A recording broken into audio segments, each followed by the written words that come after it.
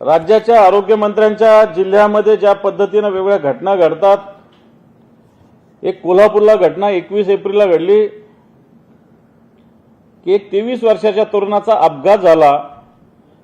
रुग्णवाहिका मिळावी म्हणून त्याच्या मित्रांनी प्रयत्न केला, पण त्याला रुग्णवाहिका न मिळाल्यामुळे त्याचा मृत्यू झाला। मला असं वाटतं हे या पुरोगामी महाराष्ट्रामध्ये घडलेले दररोज 40 लोक अपघातातून आत्ताच्या घडीला या महाराष्ट्रामध्ये त्यांचं देहावसान होत आहे। या राज्यातील सरकारला आपल्या आश्वासनाचा विसर पडलेला आहे। 100 दिवसात विजन महाराष्ट्र 2029 सादर करू असं सांगितलं होतं, अजूनही सादर झाले। शेतकरी सन्मान निधीमध्ये 12,000 मंत्र्यांनी केली, अजूनही झालेली नाही।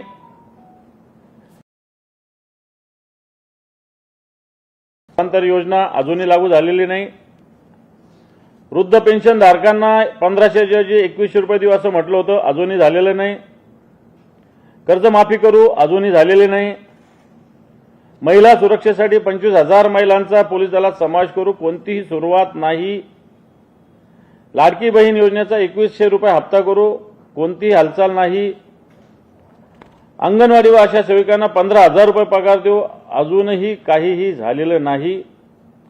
महाराष्ट्रातील गड किल्ल्याचे रक्षण करण्यासाठी दुर्ग विकास प्राधिकरण स्थापन करू सांगितलं, कोणतीच हालचाल नाही। त्याचप्रमाणे आनंदाचा शिधा, तीर्थदर्शन योजना, या योजना सरकार येताच पूर्णपणे बंद झालेल्या आहेत। हे सगळं होत असताना या राज्यातील मंत्री राधाकृष्ण विखे पाटलांवर परवाच एक गुन्हा दाखल झाला। शेतकऱ्याच्या नावावरून 8,86,00,000 कर्ज काढलं, प्रत्यक्षात शेतकऱ्यांना पैसे दिले गेले नाही असा जो एक केस चालू होती, ही राज्याच्या एका ज्येष्ठ मंत्र्यावर या प्रकरणात शेतकऱ्याच्या नावावर कर्ज काढण्याची एक केस, एक गुन्हा राज्याच्या मंत्र्यावर दाखल झालेला आहे।